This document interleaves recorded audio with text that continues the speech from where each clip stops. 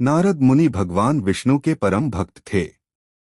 वे निरंतर नारायण नारायण का नाम जप करते और तीनों लोकों में भ्रमण करते रहते थे।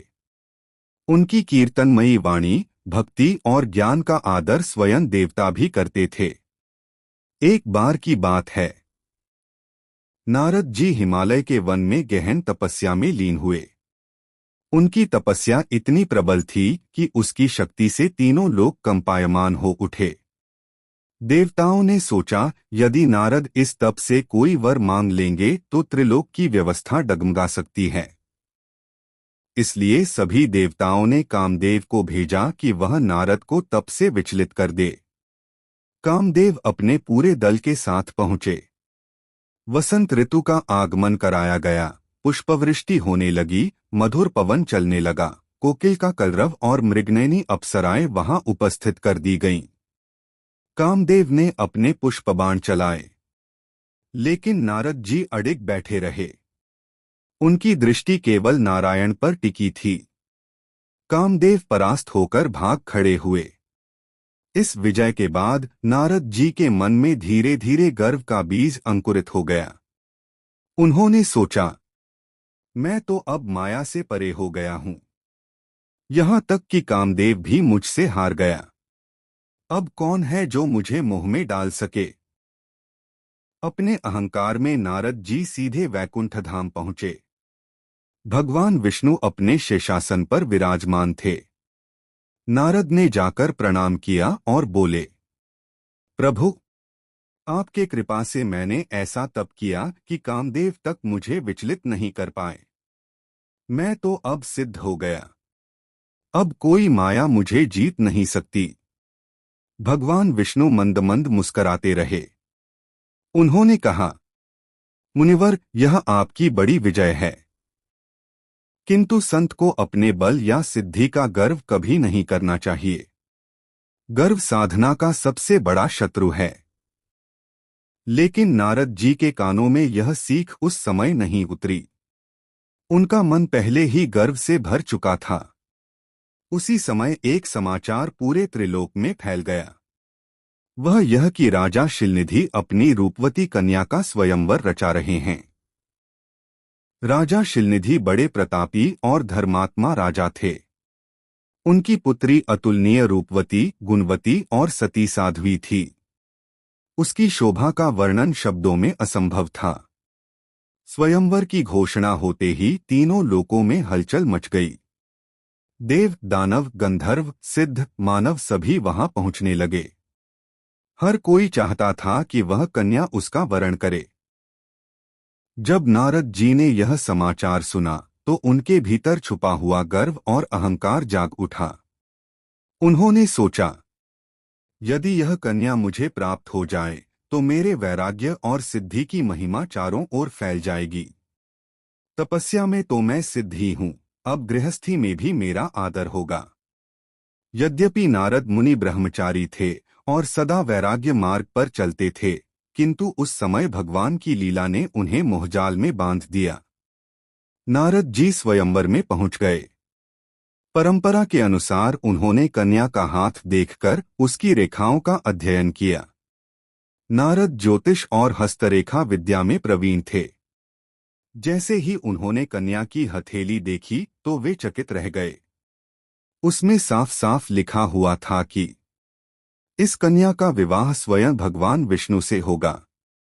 यह देखकर नारद जी का मोह और बढ़ गया। उन्होंने सोचा, मैं तो विष्णु का परम भक्त हूं। विष्णु मेरे हृदय में बसते हैं, इसीलिए यह कन्या मेरी ही पत्नी बनेगी। यहाँ पर नारद जी भगवान की लीला को न समझ पाए और अपने अहंकार के कारण भ्रमित हो गए। नारद जी सीधे भगवान विष्णु के पास पहुंचे और बोले, प्रभु, कृपा करके मुझे ऐसा रूप दीजिए कि कन्या मुझे स्वयं वरण करे। भगवान विष्णु ने मुस्कराते हुए कहा, अच्छा मुनिवर, जैसा आप चाहें। लेकिन भगवान की लीला निराली है। उन्होंने नारद को बंदर का चेहरा दे दिया। नारद जी को इसका तनिक भी भान न हुआ। उन्हें लगा कि वे अत्यंत सुंदर और तेजस्वी हो गए हैं। स्वयंवर सभा अत्यंत भव्य थी। चारों ओर राजा महाराजा, देवगण, वीर योद्धा बैठे थे। राजकुमारी हाथ में जयमाला लिए सभा में घूम रही थी। नारद जी भी आत्मविश्वास से बैठे थे। उन्हें पूरा यकीन था कि कन्या उन्हें ही वरण करेगी। लेकिन जैसे ही कन्या ने नारद जी की ओर देखा तो उसने भय और घृणा से मुंह फेर लिया। सभा में उपस्थित लोग हंसी उड़ाने लगे। नारद जी को यह सब समझ नहीं आया। वे सोचते रहे कि सब मेरी ईर्ष्या कर रहे हैं, इसलिए हंस रहे हैं। उसी समय स्वयं भगवान विष्णु वहां प्रकट हुए।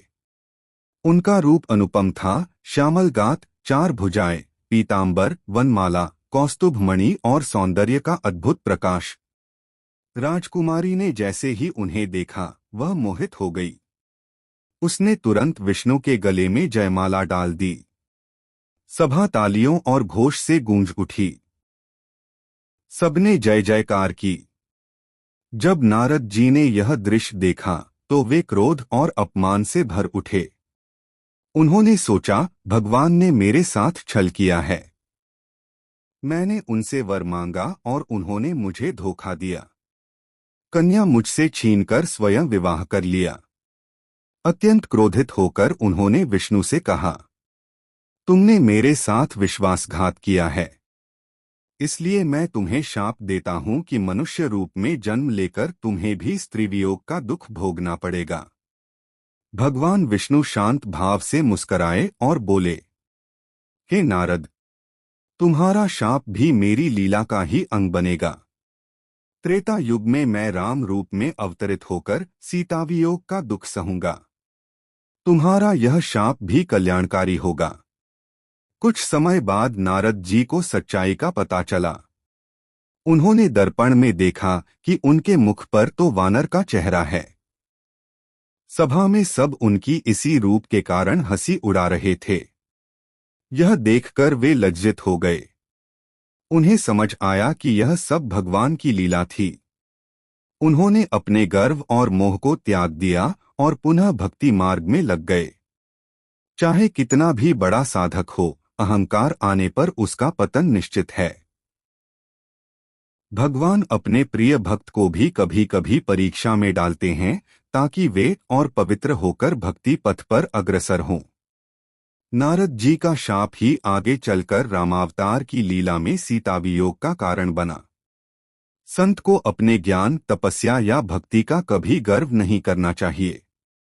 इस प्रकार नारद मोह प्रसन्न एक अत्यंत गूढ़ और शिक्षाप्रद कथा है।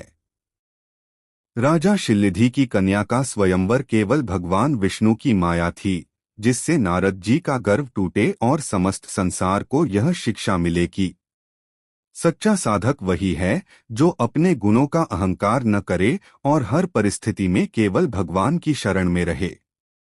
जितने भी भगवत प्रेमी भक्त कथा देख और सुन रहे हैं, कृपया लाइक, सब्सक्राइब करके घंटी अवश्य दबा दे। जय श्री राम।